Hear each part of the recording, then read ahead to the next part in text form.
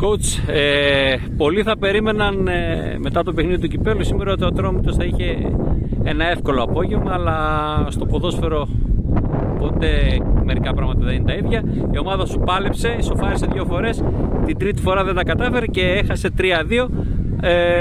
Λίγα λόγια για την προσπάθεια των παικτών και γενικά για το παιχνίδι.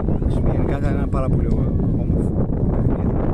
Την ευκαιρία να ευχηθώ και καλή χρονιά σε όλους τους ποδοσφαιριστές, σε όλους τους παράγοντες που ασχολούνται με αυτό.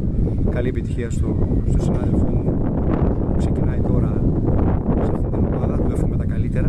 Μια πάρα πολύ καλή ομάδα με αρκετά καλούς νέους ποδοσφαιριστές. Σίγουρα μέτρησε η εμπειρία, γιατί οι παίχτες τους μέσα ήταν πιο έμπειροι από εμάς. Έτσι, χωρίς να θέλω από τη δικιά μας την προσπάθεια δεν ήταν σωστή, αλλά ήταν μια έμπειρη ομάδα, πολύ καλή δουλεμένη, πάρα πολύ καλή. Εμείς προσπαθήσαμε. Νομίζω σοφαρίσαμε 2 φορές, όπως είπατε. Κοιτάξτε, ξέρουμε ότι η χρονιά φέτος στο Βελοετό θα είναι δύσκολη. Ήταν η επιλογή μας. Ήταν η επιλογή μας να πάμε σε αυτό το project, σε αυτό το πλάνο, με αρκετά νεαρά παιδιά, με λίγους έμπειρους. Θα κάνουμε μια προσπάθεια. Δεν σημαίνει ότι επειδή είναι μικροί, είναι ποδοσφαιριστές, το έχω πει. Δεν υπάρχει, θα παλέψουμε όλα τα παιχνίδια όπως και αυτό το παλέψαμε. Κάθε παιχνίδι, το Βελοετό αυτό αξίζει.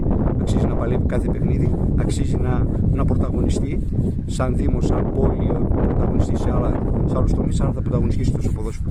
Στηρίζουμε αυτή την προσπάθεια, στηρίζουμε αυτά τα παιδιά και νομίζω ότι με δουλειά και υπομονή, νομίζω ότι δείξαμε ότι βγάλαμε αντίδραση μετά το 0-4 και δείξαμε ότι αυτά τα παιδιά έχουν μέλλον και με την κατάλληλη δουλειά, υπομονή, θα τα βοηθήσουμε όσο μπορούμε.